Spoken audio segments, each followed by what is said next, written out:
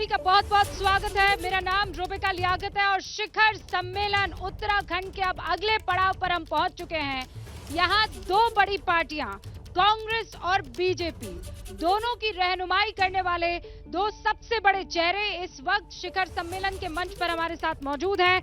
सबसे पहले जोरदार तालियों के साथ स्वागत कीजिए महेंद्र भट्ट साहब का, जो कि भारतीय जनता पार्टी के प्रदेश अध्यक्ष है। हमारे साथ करण महाराज साहब भी मौजूद हैं, जो कि कांग्रेस पार्टी के प्रदेश अध्यक्ष है। आप दोनों का बहुत बहुत स्वागत है। शुरुआत महेंद्र जी आपसे। हरीश रावत जी कभी मौन व्रत कर रहे हैं, कभी अभी सुनने में आया है कि दोपहिया वाहन पर है, क्योंकि आपकी व्यवस्था इतनी खराब है कि उनको पूर्व मुख्यमंत्री को दोपहिया गाड़ी पर आना पड़ता है।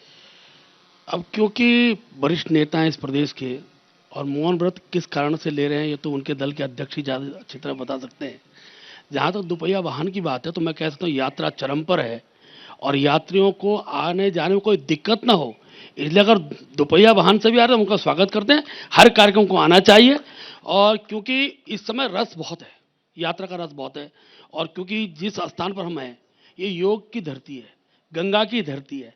इस धरती में तो लोग पैदल भी आते हैं। हरीश जी का स्वागत है। दोपहिया वाहन से कार्यक्रम में पहुंचना चाहिए। दोपहिया वाहन में आने में दिक्कत तो नहीं होनी चाहिए। करण जी देखिए, आवाज आ रही है। सरकार को व्यवस्था देखनी चाहिए थी और केवल हरीश रावत का सवाल नहीं है। यहाँ अपने बच्चों के साथ बड़ी आस्था के साथ लोग आ रहे हैं और मैं देखता हूँ कि 8-8 घंटे 9-9 घंटे लोग जाम में फंस रहे हैं। कुछ ना कुछ वैकल्पिक व्यवस्था, क्योंकि ये चारधाम यात्रा ये एक वर्ष का काम नहीं है, प्रत्येक वर्ष ये यात्रा चल रही है और इसमें सुधार होना चाहिए, जबकि सुधार नहीं हो रहा है। और बहुत सारे ऐसे उदाहरण हैं, अगर आप पूछें पर्यटन मंत्री आज में नहीं है। इस चारधाम यात्रा में दो मुख्य चेहरे आवश्यक हैं, एक स्वास्थ्य मंत्री होना चाहिए और एक पर्यटक मंत्री की आवश्यकता होती है जो खुद धर्मगुरु भी हैं। लेकिन पिछले वर्ष भी धर्मगुरु गायब थे। हम लोग सवाल उठाते रहे, मीडिया सवाल उठाता रहा, लेकिन वो गायब थे और रिकॉर्ड तोड़ जो है हालात खराब थे। सर, आपके पर्यटन मंत्री तो पर्यटन पर ही रहते हैं। देखिए, मैं आपको बता दूं, हमने ही क्योंकि इस समय जो यात्रा चल रही है हर प्रकार की मॉडल आज के युग में होती है। आज हमारे पास सोशल मीडिया है, बात करने के तंत्र हैं।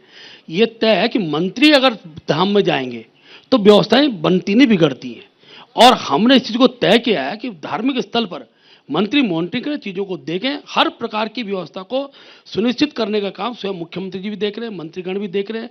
हमारे सारे मंत्रियों का दौरा भी इस संदर्भ में पूर्व में हो चुका है। आज का हमने ही कहा है अपने मंत्रियों को, क्योंकि व्यवस्थाएं बिगड़ती हैं, सुधरती नहीं है। जो ये लॉजिक तर्क देगा कि मंत्री के जाने से व्यवस्था सुधरती है, आगे प्रशासनिक तंत्र जिस काम में लगा हुआ है आज उस काम की सफलता का जो उद्देश्य है उस उद्देश्य में बाधा उत्पन्न हो, हमने चीजें तय की है और प्रत्येक दिन वर्चुअल के माध्यम बाधा उत्पन्न ना हो। करण जी कह रहे बाधा ही बाधा है, व्यवस्था है ही नहीं। देखिए, मैं बहुत उदाहरण दे दें, फिर मैं उदाहरण दे रहा हूँ। भाई ने बड़ी अच्छी बात कही, पर मंत्री वहां ना जाए पर क्षेत्र में रहे। आपको उदाहरण देता हूं, जब मैं पिछली चारधाम यात्रा थी उसका देखने के लिए, क्या व्यवस्था है देखने के लिए मैं निकला। मुझे 12 दिन की यात्रा में चौथे दिन आके देहरादून प्रेस करनी पड़ी, क्योंकि मैंने कहा था कि सेंट्रीपिटल फोर्स का ध्यान इस ऑल वेदर रोड में नहीं रखा गया है। एक्सीडेंट प्रो जोन से मैंने जोन्स के नाम लिखा है और आपके मीडिया के सारे पर्सन्स बता सकते हैं उन सब जगह लगभग एक्सीडेंट्स पे बड़े, जिसमें लोगों की मृत्यु हुई। मैंने एक और पॉइंट किया था कि कोरोना से हम लोग निकले हैं, पोस्ट कोविड इफेक्ट्स रहेंगे, ऑक्सीजन की व्यवस्था होनी चाहिए, क्योंकि ऑक्सीजन ऊपर के लेवल पर कम है। मजाक उड़ाएगी, इन्हीं के कैबिनेट ने, इन्हीं के साथियों ने मजाक उड़ाई और रिकॉर्ड तोड़ इतनी मौतें हुई कि उसका आंकड़ा देना सरकार को बंद कर दिया। आप मजाक उड़ाते हैं। जहां तक मौतों करण जी बोले तो मजाक उड़ाते हैं, राहुल जी बोले तो मजाक उड़ाते हैं, हरीश जी बोले तो मजाक उत्तर दे रहा उड़ाते हूं। हैं। अगर कांग्रेस की सरकार की यात्रा व्यवस्था की तुलना आज की दृष्टिकोण से आप करेंगे तो जमीन आसमान का अंतर मिलेगा। आज सड़कें ऑल वेदर रोड के बाद सड़कें तो व्यवस्थित हुई है, बड़ी संख्या में यात्री यथा समय पहुंच रहा है। जहां तक स्वास्थ्य संबंधी में हर जगह हर हॉस्पिटल में ऑक्सीजन की व्यवस्था है, प्रत्येक जहां पड़ाव स्थल है वहां पर डॉक्टर की व्यवस्था की गई है। किसी प्रकार से कोई व्यवस्था दूर दूर तक नहीं है और जब विषय बचता नहीं है तो ये तर्क दिए जाते हैं। मैं बहुत दावे से कह रहा हूं, आप एक एक हॉस्पिटल, एक एक चाहे जिला स्वास्थ्य केंद्र हो चाहे यात्रा सीजन स्वास्थ्य केंद्र हो, हर जगह ऑक्सीजन की व्यवस्था हमने की है। आप सत्ताधारी दल के अध्यक्ष हैं, मैं माफी चाह, बहुत ज्यादा जिम्मेदारी आपकी है। कम से कम ऐसे मौकों पे सच बोलना चाहिए। जब मैंने बोला आप लोगों के बयान थे ना थे, और उसके बाद भाई बड़े भाई, उसके बाद मृत्यु का आंकड़ा जब से राज्य बना उससे सर्वाधिक था या नहीं था? मैं फिर कह रहा हूं, बिना आंकड़ों के तथ्यों को रखना उचित नहीं होता है। कितनी मृत्यु हुई? मैं आज ऑल वेदर बनने के बाद, ऑल वेदर रोड बनने के बाद यात्रा व्यवस्था बहुत दुरुस्त की गई है। हमने अनेकों जगह पुलिस चौकियां भी बनाई है और यात्रियों को किस व्यवस्थित ढंग से भेजा रखा। अगर कई बार हमको यात्रा रोकनी भी पड़ रही है, करण जी, तो उसके इतरा पीछे रहे कारण है कि हैं, व्यवस्था ठीक चारधाम करनी है। यात्रा इन्होंने सुचारू कर दी है। चारधाम यात्रा के लिए ऑल वेदर रोड इन्होंने तैयार कर लिया है। देखिए, आपके टाइम पर आप लोग कहाँ थे? चारधाम मौन व्रत यात्रा, धारण किया था अब तब इस भी। पे मैं रूबिका जी केवल इतना कहना चाहूंगा, थोड़ा सा याददाश्त को इनको बढ़ाना चाहिए। किसके टाइम पे ये रोड सैंक्शन हुई, बजट कब सैंक्शन हुआ, ये रेलवे का भी आजकल बड़ा उदाहरण दे रहे हैं कि ट्रेन हमने यहाँ पहुंचा दी। ये भूल गए कि जो रक्षा मंत्री थे हमारे, उनके टाइम पे बजट पास हुआ। ठीक है, जो सरकारें आती हैं, पहली सरकार के काम को आगे बढ़ाने का काम है, हम इसमें कहीं वो नहीं कर रहे।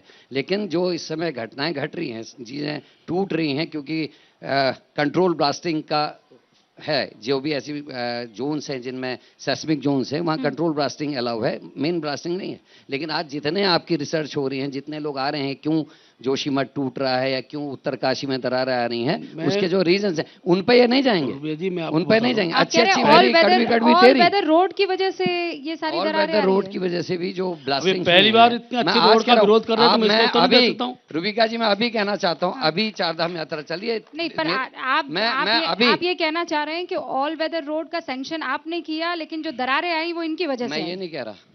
नहीं रूबिका जी, मैं इसका उत्तर, बहुत सही क्वेश्चन पूछा आपने। दरारें इनकी वजह से नहीं आ रही, पैसा सैंक्शन करने वाले की भी दिक्कत नहीं, काम करने वाले की भी दिक्कत नहीं। जो इस समय प्रशासन में बैठा है, ये उसकी जिम्मेदारी है कि कंट्रोल ब्लास्टिंग हो रही है या अनकंट्रोल ब्लास्टिंग हो रही है, ये इनकी रिस्पॉन्सिबिलिटी, मेरी नहीं। पहली बात तो आज करण भाई वैज्ञानिक बन गए हैं। ब्लास्टिंग का जो मानक है, उसी मानक के आधार पर ब्लास्टिंग होती है और हर चीज का ध्यान। पहाड़ के अंदर कोई पहली सुरंग तो बन नहीं रही है, पहला कार्य तो हो नहीं रहा है। आखिर जम्मू कश्मीर से लेकर सब जगह पहाड़ी क्षेत्रों सड़कें बनी है, उसी मानक का जो आंकलन है, बड़े भाई, कंट्रोल ब्लास्टिंग का नियम क्या है? मैं अरे ये तो उनसे पूछो ना, जो उसको ब्लास्टिंग कर बताओ रहे ना, हैं। ये विषय नहीं है। कितने सुनिए, मीटर तक अरे कंपल होना चाहिए? ऐसा है करण जी, ना तो आप सड़क के उसके वैज्ञानिक है, ना मैं हूँ। मेरा स्पष्ट कहना है कि ब्लास्टिक के जो मानक है, उन्हीं मानकों का प्रयोग हो रहा है। और कहीं पर किसी मानक का विरोध हो रहा हो, कहीं पर किसी मानक का विरोध हो रहा हो, तो आप आपत्ति दर्ज कर सकते हैं, करनी चाहिए। लेकिन अनावश्यक चीजों को खड़ा करना, जिनका तथ्य ना हो, जिनका आधार ना हो, इन बातों जोशीमठ करके के लोग आप बेवकूफ यात्रा। हैं। जोशीमठ के लोग, मैं फिर कह रहा हूं, मैं जोशीमठ का प्रतिनिधित्व, मैंने कहा विधायक रहा अब हूं। यू आर रिप्रेजेंटेटिव जिस प्रकार से एक विरोधी दल के लोगों ने जोशीमठ को अपमानित करने की कोशिश की, यात्रा को प्रभावित करने का काम किया, मैं उस क्षेत्र विशेष में आपदा आई, सरकार ने तत्काल, पहली आपदा है जिसमें एक भी जान माल की हानि नहीं होनी दी, हर व्यक्ति की चिंता की गई, उसको आज व्यवस्थित करने का प्रयास किया और आज यात्रा बढ़ी है। उस मैसेज को ठीक, आप ये मत कहिए कि एक भी जान माल की हानि नहीं हुई। जान की नहीं हुई, माल की हुई है। मैं फिर कह रहा हूं, जान, इस बात को समझिए। हमने और इसलिए क्योंकि एक आदमी को महेंद्र जी मकान बनाने में बरसों लग जाते हैं, और पहाड़ी आदमी तो अपनी जमीन को अपनी माँ से ज्यादा मोहब्बत करता है। मैं जानता हूं। और अगर वो इन दरारों की वजह से परेशान है, बताना चाहूंगा, एक संशोधन मैं भी करना चाह रहा, एक संशोधन भाई, बड़े भाई, एक संशोधन। आप, मैं बोल रहा हूं, एक सेकंड, मैं एक बात करके समाप्त कर रहा हूं। 20 सेकंड। ऐसा है, उत्तराखंड के अंदर आपदाएं कोई समय देख के नहीं आती है, लेकिन आपदाओं की व्यवस्थाओं को नागरिक संतुष्ट रखना है सरकार का काम होता है। और उस संतुष्टि के दृष्टिकोण जो संभवतः हमने किया है, ये ठीक है, भवन का मुआवजा मिला है लोगों को, आज सब चीजें हमने स्थान दिया है, भूमि चयन करके दी है अनेकों। उस पर अभी तक का सबसे अच्छा मुआवजा अगर कहीं मिला है तो जोशीमठ के अंदर मिला है, प्रदेश के, पूरे देश के। जोशीमठ से ताल्लुक रखने वाले यहाँ कितने लोग हैं? आपको मुआवजा मिला है और उचित मिला है, बढ़िया मिला है? जोशीमठ कौन सा गांव है भाई साहब का? अगर मैं सुनो, सुनो, मैं देखिए क्या है, यहाँ मैं देखो, मैं इन पर चर्चा नहीं कर रहा हूँ, मुझे ठीक है, लेकिन मैं एक बात बहुत शुद्ध कह सकता हूँ, आप एक व्यक्ति का रजिस्टर्ड है। अरे पर आपका रिपोर्ट कार्ड वहाँ पे है। अरे मैं बता रहा हूँ ना, वो कहाँ के हैं, वो कितने दिन जोशीमठ रहते मुझे पता है। मैं जोशीमठ के एक व्यक्ति को जानता हूँ। क्या मजबूरी है मेरी, बताइए। मैं अभी आपको बताती हूँ कि मैंने ओए होए होए होए, नमकीन के चटकारे लेते हुए टकटकी मार के डिबेट शो को पॉज रिपीट कर करके देख रहे हैं जोगिंदर जी। इनकी तरह आप भी देखें अपनी फेवरेट डिबेट्स को रिपीट कर, और डाउनलोड कीजिए एबीपी लाइव ऐप अपने स्मार्ट टीवी पर।